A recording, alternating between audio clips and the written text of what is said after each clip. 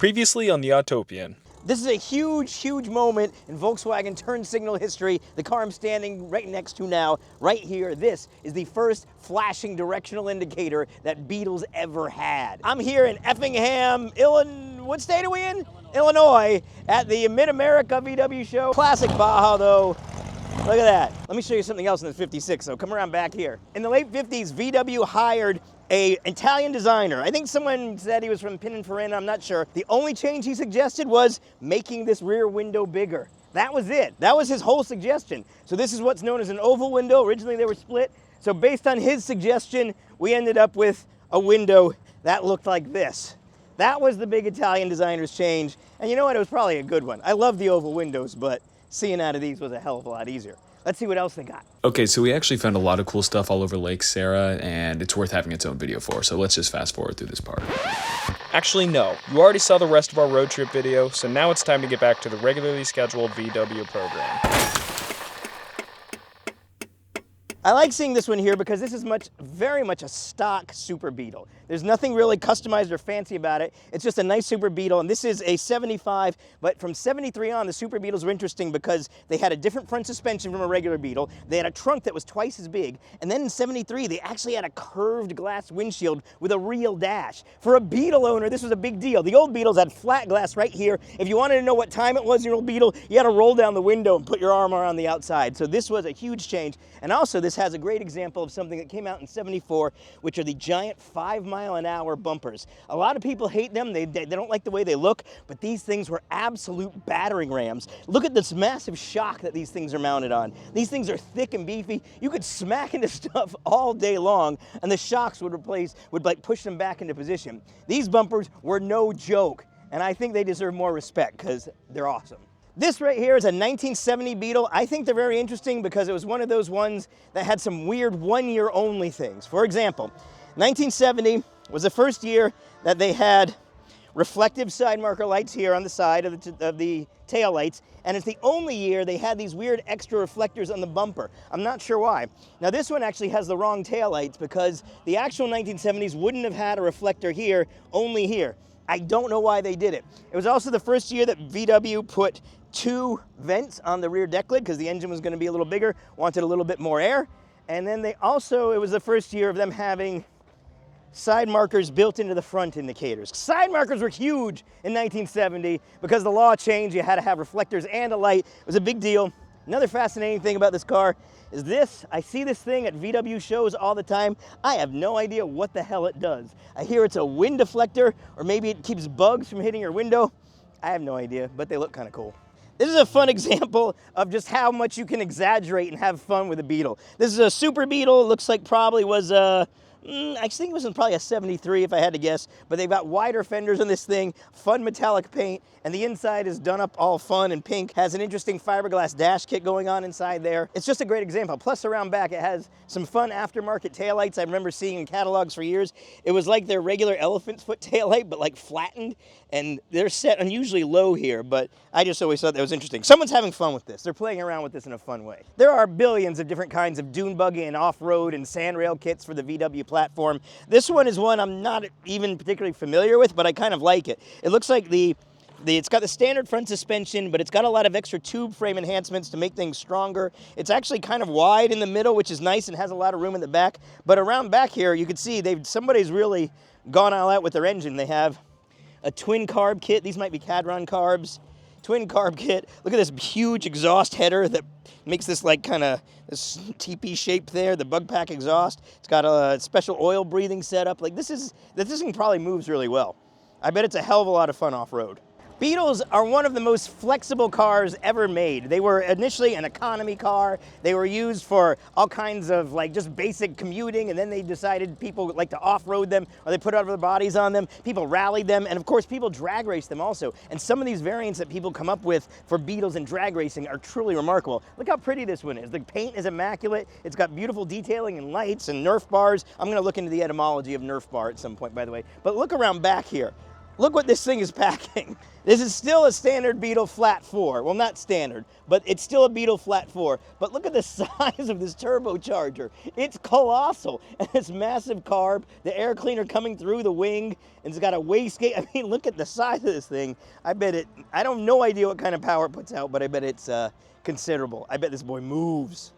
As a little aside, just for your VW taillight terminology, this style of taillight is known as the snowflake taillight because of the snowflake pattern of the reflector inside the lens. Herbie recreations are a staple at almost any VW show because he's, you know, a well-known celebrity and actor. I don't know if he's been in anything other than the Herbie the Love Bug series of movies, but maybe. I think he was in Magnolia also, I think Herbie was. But this is, you can tell, this is one of the Herbies from the Lindsay Lohan movie in, 2009 or so. And the way you can tell is the wider fenders, the headlight lens lid things, the air intake scoops back here, which actually are fake, the giant wing, and the clear engine lid. So this is less common in the Herbie community to build one of these, because I think the movie was a little, you know, seen as a little bit of a drop-off, but still interesting to see one around. So this is an interesting swap, because this is something you see often, and this is a really lovely old bus, but the engine in here is not a VW engine. This is a Subaru engine, I believe an E30 Subaru engine,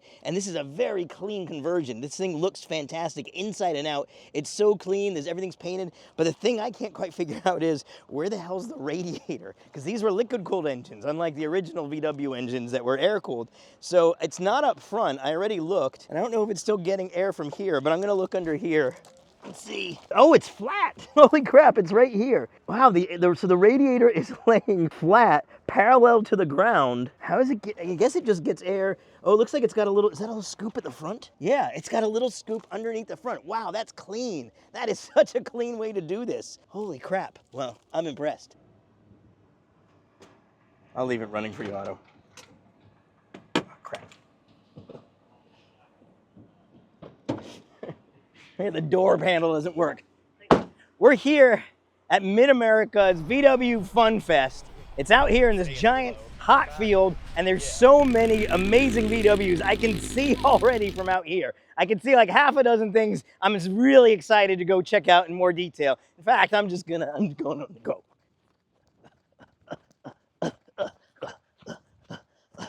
This 1981 Vanagon is an ambulance spec machine, and it's full of all kinds of crazy features I've never seen or even heard of before. What's your name, sir? My name's Dave Rogers. Dave Rogers is the owner of this amazing ambulance, and he's going to walk me through some of the crazy stuff. So come here. First off, oh yes, tell me. We got to speak German if we're doing this. I can't, so that's perfect. This is a Krankenwagen. A Krankenwagen, right. Which is the German name for ambulance. They have beautiful words for everything. Yeah, they do. They do it that. And so this Krankenwagen, show me, okay, there's a couple of things in here I'm really curious about. Yeah. So first of all, this instrument in the center, just explain what that thing is. Okay, so that is a tachograph. A tachograph is like a modern day black box. And so this records the driving time and the speed at that time. This is all analog. This is great. This is definitely not digital like they have in modern tractor trailers. It has a paper disc that they would insert at the beginning of the day. The boss would then close it up, lock it up, take the key, and it would record what time and what speed the vehicle was traveling. Which is amazing. That's incredible. And then there's a little suction cup searchlight also. So this is a searchlight. This is called Eye of the Vehicle. Which is very poetic. There's a German name for it, but I don't recall it. And this was made by a company called Helfos. And this was actually an option that was available for a lot of Volkswagens. This one was set up as a searchlight, but in the Volkswagens, what you could do, the Beetles, you can mount a little bracket, slide this in, and you would have a third headlight coming out of the middle of the windshield. Yeah, that's pretty cool. And all the, so there's all the radio equipment is original, everything is original as it was? I added the period correct radio head. Oh, you did, okay. So I added that, but it still has the original German fire extinguisher on the inside. It's in perfect shape. And look in the back here. So here we've got the ambulance area itself. You see you got jump seats for everybody. And I'm told this is the taxidermied corpse of the last person to ever travel in it, which is astounding.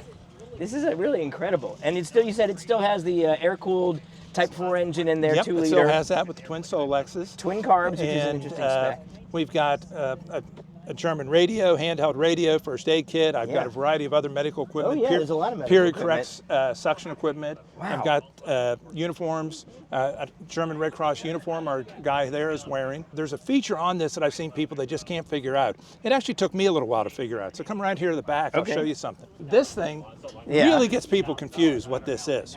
I bet it gets hot. It is I hot. bet it does get Yeah. hot. And so what this is the stretcher comes out, and this is an old style stretcher that would have fore and aft carry. Yeah. And so as you come out with the stretcher, because there's no way to grab hold of the front, what you would do would be spin around. Oh, and then this person can grab it from here, yeah. from the side. And so when you come up to load, you set those wheels on that platform, and you're able to then just roll it into place. Wow. So it's like a stretcher turntable kind Yeah, of. basically, yeah. Wow, and that's then this weird. just folds up, closes up, and you're in business. That's amazing. And it actually has a second stretcher. Oh, nice. So that seat will will flip fold, down. and then you can have two. And then this folds out over top, sits on top of it, and you can actually transport 2 patients. That's amazing. It's also amazing this is a rear engine ambulance, and everything is Yeah. being done over the engine right here. Yeah. Which keeps their feet nice and warm. Wow. By the way, the nostrils in that mannequin are Yeah, weirdly those red. are weird, strange. I Why know, are they they so are. red? I don't know. That's perverse. So you mentioned before we you could turn on the rolling blues? Yeah, so let's do that. So this does what's called the blues and twos. Blues and That's what twos, they yeah. call it in Great Britain. And I'm going to start it up. Oh, it sounds good. Even better. That's perfect. Thank you again. Okay, my pleasure. For those of you who really care about VW Beetle taillight lore and all of the details and intricacies, I've got a really great one to show you. This is a 1952 Beetle I'm here with right now. This is, I think, the last year of the split window, and it also has a very rare kind of taillight where it's got the kind of like the oval lens of like the snowflake style, but it also has this secondary window on top for the stoplight. And these are called the heart taillights because this is kind of vaguely heart-shaped. These only lasted for a few years, but they're among my favorite of the early Beetle taillights, which were so strange and small and delicate. I just love them. And the turn indicators are not in the taillights. They're actually over here. They're semaphore-style ones. So this is an arm that will pop out when it makes a turn. These I love because they're absolutely Dr. Seussian, ridiculous kind of things, but they just look so fantastic. But this is an amazing car to see. It's got the split window, which of course is the hallmark of early Beetles, and it has the earliest dash. So this is the very early kind of dash where the instruments were in the center and you had glove boxes, open glove boxes on either side. And then this early wheel. This spindly wheel actually strangely stuck around a long time. They were using this on the VW Fridolins, which was a special postal vehicle that VW made up until like the 60s, and then some really low-spec Beetles in the 70s still use this wheel. Like, the longevity of that wheel is ridiculous. But this is a beautiful little car, and I'm just excited to show you some details. So we normally think about Beetles as being kind of austere cars. They don't have a lot of ornament or fancy stuff, but early Beetles had one thing that was actually very, very fancy, and that was the old Wolfsburg crest. VW's headquarters were always in Wolfsburg, Germany. I guess there must have been a castle, and I guess a wolf was involved somehow, but the crest of the city was this castle with a big wolf on top and then like this water going below. Later VWs kept this, and it's very stylized in, coming into like the 50s and 60s and 70s. It got very simplified. The version they use now is extremely schematic compared to this, but look at this original one. You can see there's like a portcullis kind of gate thing. You can see the bricks of the castle. There's detail in this wolf. The water there's 2 hills. It's just a lovely, weird little ornament that's on these things, like a strange little painting right on the nose of your car. And I always kind of love these early ones. So if you think the front end of this bus looks a little funny, you're not exactly wrong, because this is a weird version of the bus. As we all know, the original VW bus was made in like 1950. It used the air-cooled VW engine, but as time went on, and as things like emissions regulations got more stringent, eventually they needed to switch to water cooling. So in Mexico, where these buses were made, they actually made a version of the bus that used water cooling. And the way it worked is they took a radiator and just kind of stuck it here on the front in this little plastic cover. So this is a radiator. And then there's lines from this radiator, coolant lines, that go all the way back under the bus, all the way through here and around to the back. And then back, instead of the usual air-cooled flat-4 engine, we have an inline-4 liquid-cooled engine. I believe this was an Audi engine. I can't remember the exact one, but this is a liquid-cooled inline-4, much more modern engine. So we have basically this bus whose fundamental design hadn't really changed since that first loaf of bread drawing that they made in the 1950s. and then they put this much more modern engine in it and kind of kept this old platform going. Incredibly, the bus lasted in this form up until 2000, I think it was 2015, they kept them in Brazil. So this is an amazing example of just how this bus just kept adapting and adapting to the times and never stopped, never quit. I love it. So this is a beautiful 67 VW pickup, and there's a special feature on these that I don't know if most people know about. I want to show you. But first, let me introduce its owner. What's your name? Elazar Garcia. What's your name again? Elazar. Elazar. This is a beautiful... From Chicago. From Chicago. You drove this thing all the way from Chicago? Yes. I was trailering it, but my friend got a problem with his bus. Yeah. So I broke it down and I drove it. What engine do you have in here? It has a 1904. Oh, 1904. Oh, so this is a move. With the freewheel flyer transmission. So oh, nice. To oh, you got an overdrive gear. Oh, yes, okay. Yeah. So it goes. It's very cool. Well, I always love the design of these, and I want to. So people hear rear-engine pickup truck, and they think that doesn't make a lot of sense. But the way VW designed these was actually really clever because you have a full-length bed. You can drop it. Yeah. The engine is back here. Oh yeah, we'll have you drop it. But I always love this. So because the engine is under the bed, you have all this extra room, and look how much room he's getting. So you can open the other side too. Yeah, it opens from the other side, so it goes all the way across. It's a massive enclosed trunk. So you've got just what, your regular luggage regular here? Tools, my socket, my music, and extra oils. So we got some spare stuff. You always need it. Because the problem in a pickup is there's never anywhere good to like put your stuff safely locked, and this has a huge locker for that, which is incredible. And then you can open this one for easy to unload stuff. So and I love it. And so loading it from all sides. Like this is fantastic. It's just a good design for a pickup truck, honestly. Yes, so it's easy to carry stuff. Yeah. The engine is back here. Engine's right under there. Can we peek at that? Let's see. It's dirty because we drove it yesterday. That's yesterday, fine. But it's still beautiful. Yeah, it's a 1904. Oh, wow. 1904. Yeah, you got a painted fan shroud and everything. It looks so good. Cadrons, carburetors. Yeah, twin cads. Yeah, Optima battery. I have twin cads in my Beetle, but I have to put them back on. Yeah. We have it's so electronic ignition. Oh, nice. So it's easy for fire, you know. So this is great. Well, thanks for showing us your car. It's just a good design for a pickup truck. These don't get enough credit. Two more amazing buses I want to show you. This one is a Brazilian bus. It's from '74, which is crazy because in America and Germany and the rest of the world, a '74 bus looked completely different. It looked a lot more like that one over there, the bay window style. But this one, they kept the old style design in Brazil. I didn't know this until just now. The owner told me this is a fiberglass front end, which apparently was from the factory. And in Brazil, they just stamped the VW logo in instead of it being a separate piece, like a chrome thing they used to put on. So there's all kinds of other crazy differences. This one is also just genuinely a beautiful bus and really nicely done. This one here is a 57, and it has a bunch of interesting features too. So it's got a great patina look. The interior was completely custom done. Look how beautiful the stitching is and the leather on this interior. Somebody did such a beautiful job on that. It's like a catcher's mitt or something like that. But mostly around back is the part that I really want to see or show you is this little opening rear window is a rare factory option. So the early buses, well, the really early ones, nothing opened in the back, but you could also get, later they had a hatch that opened, and then this window opening option was extremely uncommon. So seeing one like this is really exciting. It's pretty fun. So VW things are always fun. They were inherently a fun car, even if they were based on a wartime Kubelwagen, but whatever, they're fun cars. This one is especially fun because it's lowered crazily down low. And I spoke with the owner who was around here earlier, and he said he dragged it out of just like a field where it was just sitting for years, no one knows how long. In 6 weeks, he got it all cleaned up and running like this, and it just seems like a blast. He actually drove it here on the highway at 60 miles an hour. And if we look inside, there's one weird little detail that actually hit a lot of nostalgia for me. Maybe some of you can help me. So this sticker, he said, was on the car when he got it. I remember when I was a little kid, my dad would travel in business a lot. He had like travel bags and things from this airline. It was some airline. I can't remember what the hell airline it was. So maybe in the comments, if anybody has any idea, you can tell me because it's driving me crazy. Anyway, this is really nicely done. I like the blanket style that he used to upholster the center tunnel there. Seats are really nice. It's just a fun thing. And it's nice and low and bonkers.